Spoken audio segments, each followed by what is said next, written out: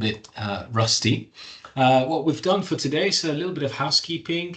The chat is open in Microsoft Teams, so if you want to write your name, say where you're from, or where you're logging in from today, that's absolutely fine.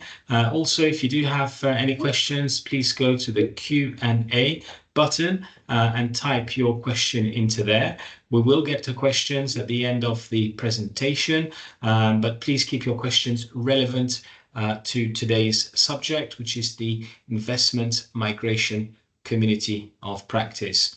So it's great to see so many people, and people are still coming in to this webinar. The first thing I'd like to say is I'm very grateful, and I'd like to thank the outgoing advisory committee for their sterling work in the last decade since we set up the Investment Migration Council. And we've done really two changes in the past few months.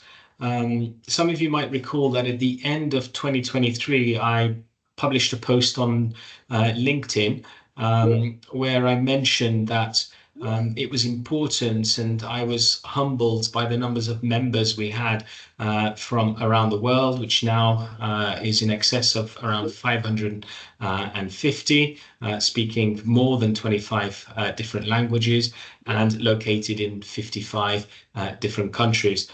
So I felt it was probably time to be a little bit more reflective of the rich diversity that our community of members represents.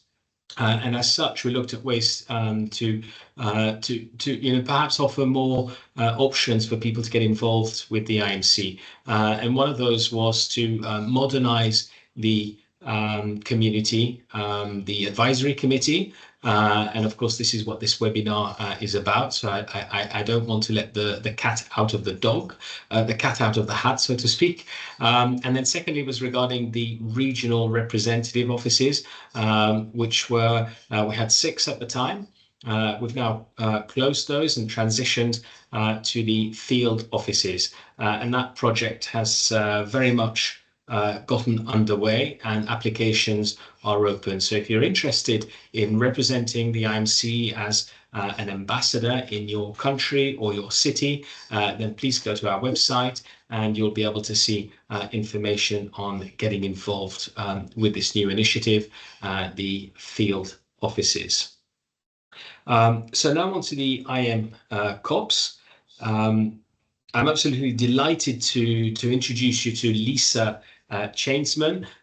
Lisa is the managing partner of Chainsman Global.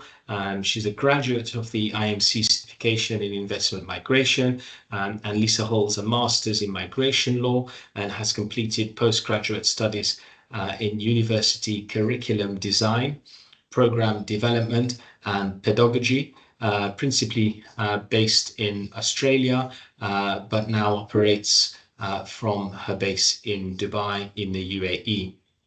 So Lisa's lectured in migration law at the Australian in Australian universities for over 10 years and has developed and integrated the first online law course for the Thomas More Law School. So Lisa is the first chair of the IM community of practice and will absolutely play a crucial role in guiding the different COP chapters as we aim to introduce this initiative and roll it out in the next few months. So I met Lisa just over 12 months ago now, and she's worked with the IMC Secretariat, and we've worked very closely together in aligning what my vision was and is for the communities of practice. And Lisa has done a sterling job in really trying to understand what Bruno's trying to say and explain and what he wants to get out of this for the community. And we've had lots of conversations with different players within the IMC family, but also outside of the IM community. And we've worked on a rationale and a rollout plan for the community of practice. And I very much hope that as many of you will be interested to get involved with this thought leadership initiative. So actually, without any further ado, I'd like to hand over to Lisa, who will talk us through this new initiative. So Lisa, good afternoon and welcome. Thanks, Bruno, and hi, everyone. I do have a short slide presentation to introduce you to the investment migration community of practice. Please feel free to post questions in the Q&A during the presentation, as we have allocated some time on completion to answer your questions. But first, I have a question for all of you. What if? What if you could look back on your career and say, I shaped that conversation, or I was part of that change? What if you had a seat at the table, a table where the boldest ideas are shared and where the future of our profession is being discussed and designed by members like you? That's what an investment migration community of practice is. I know it sounds inspirational, but I do hear some buts from everybody. But I don't have time for another Teams meeting. But I'm already a member of a professional group that talks about change. You're right, most groups do just talk. But a community of practice does more than that. It builds. The difference is when you join an investment migration community of practice, you're not just attending another meeting, you're attending a collaborative roundtable. Your knowledge, your ideas will be shaping, leading, and creating solutions to real challenges in our profession. You will be participating in a community of the best minds with the best ideas. So what is an investment migration community of practice? A community of practice is a place of action. It's structured, but it does have a dynamic space where investment migration professionals can come together, share knowledge, solve problems and challenges, and drive innovation.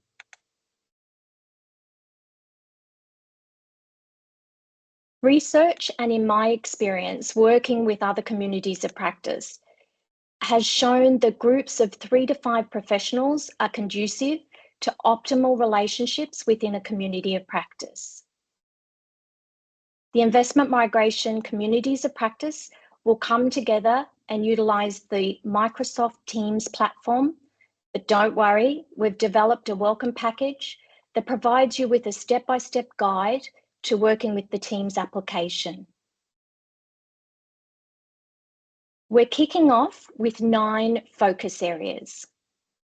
I'll list each of the 9 and provide you with a brief explanation of each community.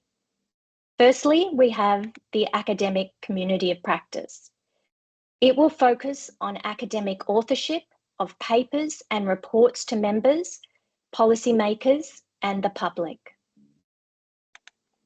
Advocacy will focus on new practices in advocacy for the IMC, deliberating on public policy issues, developing industry intelligence, and positioning advisory services for the IMC's advocacy activities. The communication community of practice will refine the IMC's messaging by improving stakeholder communication and channels used to disseminate a sustainable, cohesive message. The Digital Transformation COP will provide advisory services to the IMC's digital transformation goals. Education and training will answer the questions: what do IMC members want to learn? How do they want to learn? And how can IMC members' learning be improved? Events explores the latest developments in events and meetings to further enhance members' experiences at IMC events. Membership development will focus on improving the value proposition of IMC membership by assessing existing benefits, suggesting new perks, and developing outreach strategies to attract potential new members.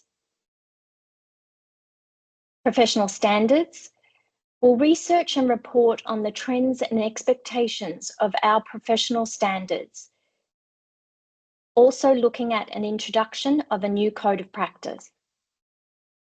And last and certainly not least is regulatory affairs, where they will explore laws and regulations affecting and influencing our profession. You can find the list and the explanation of all the COP chapters on the IMC website.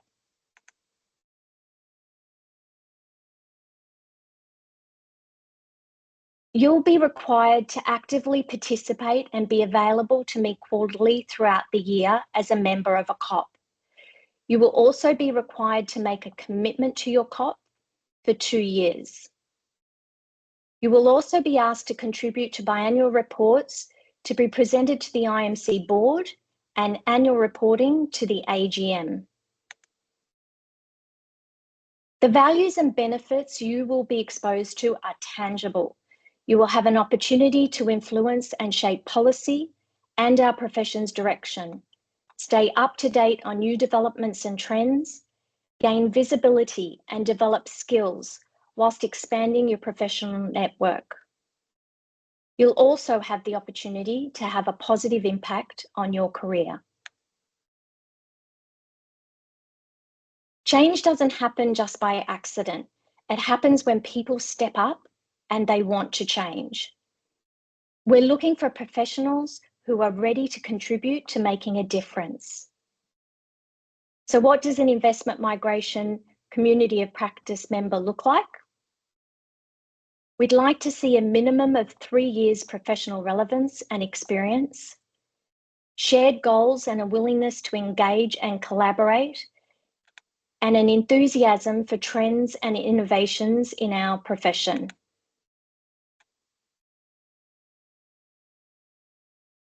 What does an investment migration community of practice leader look like?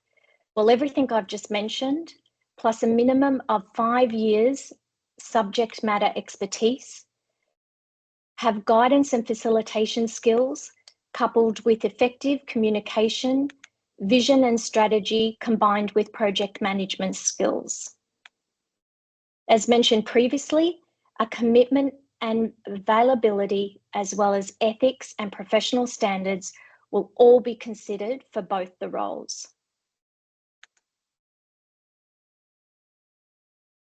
Now, my role. As the Investment Migration Community of Practice Chair, my role is guiding and facilitating each of the 9 focus chapters. As the COP Chair, I'm responsible for overall leadership and vision, communication, be that between the communities, with the IMC Secretariat, or overall communication of activities and achievements of the COPs to members and external stakeholders. The COP Chair is also responsible for membership engagement, resource management, content and knowledge management, and networking and advocacy for the interest and needs of each of the communities of practice and their members. Lastly, monitoring and evaluation. This is crucial for sustaining and improving the communities and ensuring they are valuable, relevant, and effective. We want to measure impact and outcomes and demonstrate value to stakeholders to ensure continuous improvement and alignment with our profession and the IMC's goals.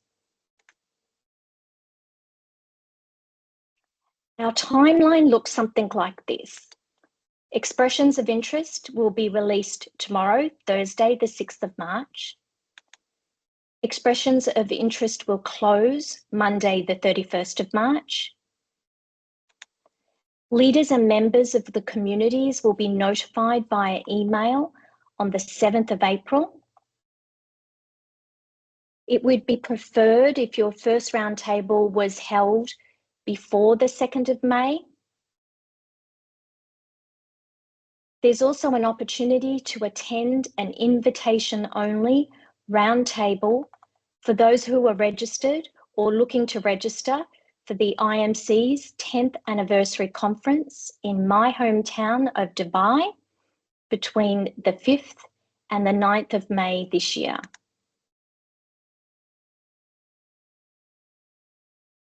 The future of our profession is not something we should be waiting for. It is something the Investment Migration Council is passionate about creating. So here's our challenge to you. Will you be a spectator, or will you apply for a seat at the table and be the change? You'll find my contact details on this slide, and there's also a link to the IMC website, and I believe the link will also be given to you in the chat, where you can register an expression of interest for membership of the Investment Migration Community of Practice. I really encourage all of you to at least register an interest, lodge an expression of interest, and want to make a change within our profession. So we'll now address any questions that have come up. I'm sure there's many during the presentation, or if you have any questions now, please pop them in the Q&A. Bruno has been monitoring the questions. What do we have first up? Yeah, thanks very much, Lisa. First of all, I know that a few people have had problems seeing the slides. Not everybody, but there have been a couple of people that have commented on that. So I just want to reiterate that the presentation will be available after this meeting and will be sent to all the delegates that have attended this webinar, but also a recording of the webinar will be made available also. And we're not sure why some people have not been able to see it. So we're really sorry about that.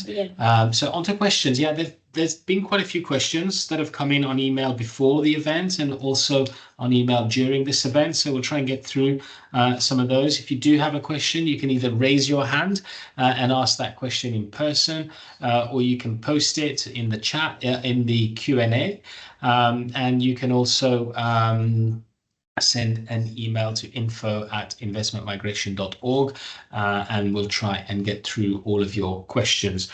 So one of the first questions that came through, and I think it's quite important, I'll answer this one, is how are the IM COPs organized within the wider IMC framework? So I think that's a really good question, is where do the COPs sit within the organizational framework of the IMC? So we have an organigram of this, actually. The first is the COP chairperson is appointed by the IMC board, and that process took place in November of last year. And the IMC CEO acts as a liaison between the COP chairperson and the IMC Governing Board.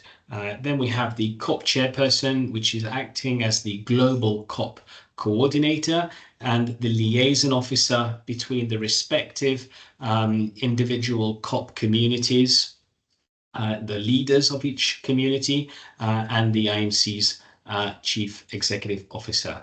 And then the COP leaders, so if you take the advocacy community of practice, that will have its own leader, and that person is elected informally by the respective COP members as such. So I think that hopefully answers the question on how are the IM COPs organized within the framework of the IMC. And then another question that came up, which is very interesting, and I'll probably pass that one to you, Lisa, is what are the different groups within the community of practice? So I know you touched upon that, but perhaps what you can do is you can stop sharing your presentation and then share it again, and hopefully that fixes the small technical issue that some people have had. Okay, so I did try to do that, but it doesn't seem to have changed things. You've done that already, right? Okay. Yeah. No problem at all. They are listed on the website, on the page that's dedicated to the communities of practice. I can go through them. I have, I do know them off by heart again. Let me see how I go.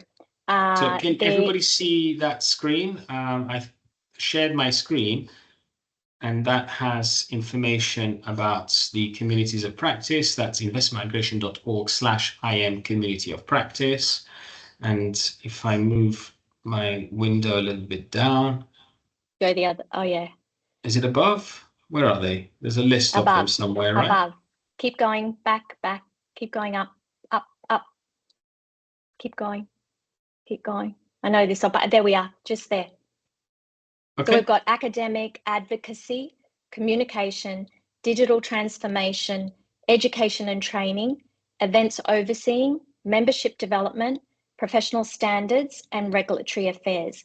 Now, these are not set in stone. Like I said, we want the communities of practice to be dynamic, and if there are suggestions that we need more, we need different ones, we are more than welcome to listen to those suggestions. I know that somebody, I think, has gone out of my screen. Somebody asked if we're going to have a crypto community of practice. That's interesting. Mm-hmm. We would definitely consider that and look at that. And I think somebody else raised the question prior to the presentation about, who was it, Bruno? They asked about... So we had one question that came in before we came online live. Where are platforms at IMC we can contact and network with compliance? That's right. So that came from a program office, from a government civil servant. What would that look like? Because we don't have a compliance community of practice listed, Lisa. We certainly could open up a community of practice for compliance. What we need to be really careful of is any sharing of proprietary information. These communities of practice are collaborative, but we really have to respect others' proprietary information. So if we could bring together a community of compliance, then that certainly we would look at doing that. Okay. And then another question that came in was, thank you. Could you clarify the expected time commitment for participating in a COP? So, right, I mean, that's a really good question, isn't it? Everybody has really super busy days and families and external activities and lots of travel. If somebody wants to get involved in a COP, either as a member of a COP or as a leader, how much time can I be expected or do I need to dedicate to this? The communities are about people coming together with a shared interest. So we'd hope that the community of practice that you do apply for or show an expression of interest in is something that you're interested in. If that's the case, then we're hoping that because you have an interest in that particular topic, that you will be available for quarterly meetings. That's the minimum that we would expect from one of the communities of practice. If they want to meet more regularly, we're certainly open to that, but it'd certainly have to be consensus with the COP as to how much time you want to put to setting aside for formal meetings or formal roundtables and get-togethers. Okay. All right. I've opened up the window. We've got an FAQ actually on the website. So maybe you want to talk us through these, Lisa, a little bit. So again, just, what is the purpose of an investment migration community of practice? Answer just clicks down when you click on it. I know, it's amazing, right? Technology for you. It is amazing. So as I've said, it's an opportunity for people to come together, to collaborate, to share insights, to discuss best practice. We really want to foster professional development and advocacy and innovation within our profession. I think it's really important we get very much tied up with our clients and very focused on what's going on in our business if we're running our business. And this could give you an opportunity to have a real say in developing these collaborative insights that the IMC is looking to take on board and consider and definitely help us to implement. All right, perfect. I want to move to a live question from Mr. Inigo Lekanda Crook, who I believe is in Madrid. Can we unmute Inigo? Inigo, are you there?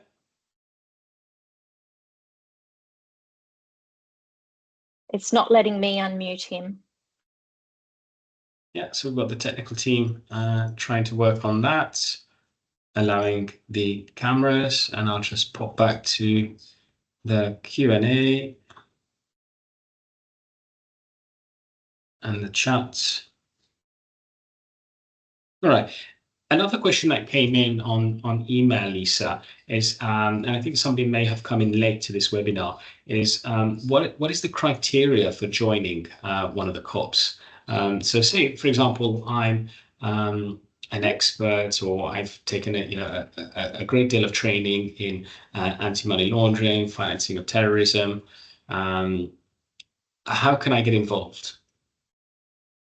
Okay, there is an application that sits on the IMC website. There are a few questions that are relevant that we'd like you to answer. As I said previously, with the members of the COP, we're looking at a minimum of 3 years relevant experience. So we'd like to see, say, did you give an example of AML, Bruno? Did you just say? Yeah, anti-money laundering, right? Yeah, so we'd like to have somebody in that COP that has obviously an interest in the AML laws and has some sort of background in working quite closely with understanding and interpreting the AML legislation. There are obviously different jurisdictions that we all work in. Not all of us work specifically in the European jurisdictions. So I'd like to see in a COP like that a variety of different people in there with different perspectives and be able to supply different information so we could have an overall view of AML and not just focus on the European. Yeah. Okay, that's quite clear. We haven't been able to sort out this technical problem with Inigo in Madrid. But Inigo, if you can hear us, then please just email your question or to type the question at investmentmigration.org, or indeed type the question as Lisa has pointed out. Or if any more questions from anybody in the audience? I do have a question for everybody if there's no more. When we went through the list of 9, obviously compliance came up as an extra COP, and I think someone suggested crypto. Did anyone want to put in the chat any suggestions they may have that they would like to see an investment migration community of practice focus on? I'd love to hear anyone's suggestions. Yeah, I think that's a really good question, actually. So if you've got suggestions for a community of practice, then pop them into the chat right here or in the Q&A. We've got both options today. And just as a reminder, the opening COPs that we have are advocacy, communication, digital transformation, education and training, events, membership development, professional standards, and regulatory affairs. So those you did are the miss out COPs on that academic. You missed out on academic. Was that above, was it? Okay. Yeah. So, oh yeah, academia, there it is. Yeah. That's a really important one, actually, this one. Fact checking. We've got a suggestion. So know your client, is that compliance and crypto where they could fit nicely? That's a great idea. Thanks, Adam. Yeah, it's good to take a note of that, in actual fact. Yeah. Of course, we are seeing crypto creeping into this space.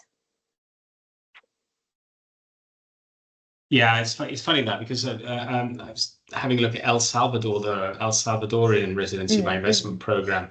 So a small country between sort of Costa Rica and Panama, really, Central America, and they have their residency by investment program, and you can totally pay with Bitcoin over there. Not sure how successful that's been, but there are a few where you can settle in Bitcoin. Which raises some questions about the blockchain as well. How can blockchain come back into investment migration, which has not been explored deeply enough, I believe. So a question from Fabienne de Blois in London, or maybe a comment, maybe something relating to biometric data and the technology that drives its collection.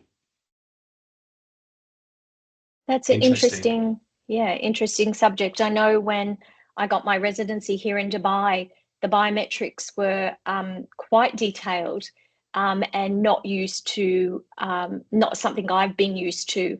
So that's a great question. It was a little off-putting at first, having all your biometrics taken, but you want a visa, that's what you have to do. And I think that's also relevant to the wider immigration discussion, how governments are applying technology in terms of collation of biometric data. I think that's not just only relevant to investment migration. So I think that's an interesting subject to touch upon. So lots to talk about. I think if there are no more questions, and I'm not seeing anything else on emails, I think you've done a great job of explaining everything, Lisa. I think probably at this point we can close off, unless you want to add anything, Lisa. Not other than I'm just waiting to read everybody's expressions of interest, and I really do encourage you, spread the word. If you know of somebody that has a passion for investment migration, they work in our profession, and they are focused on a particular area, please spread the word to them and encourage them to pop onto the webpage and fill out an expression of interest. Yeah, so that's just as a reminder to everybody, that's being sent tomorrow by the IMC. So look out for that email from the IMC Secretariat, and you've got approximately 15 days to have a look at that and throw your name in the hat. At this point, I want to thank you all for joining and expressing already an interest in what this new IMC initiative is. If you want to connect with Lisa, she's very active on LinkedIn, so do a search. Also, I just want to remind everybody that the 10th anniversary IMC Forum will be taking place in Dubai between the 5th and the 9th of May. Lisa will be there, and she'll make a presentation on the IM COPs once again, and will be with us for the whole 4 to 5 days of the event. So plenty of opportunity to get together with Lisa and have a private chat with her. You can also email her. The email address is copchair@investmentmigration.org, and that's being popped into the meeting chat right now. So save that email address. Very much look forward to seeing you all in Dubai in the next 6 weeks. And in the meantime, keep well, take care, and enjoy the rest of your day. Thank you very much, everybody.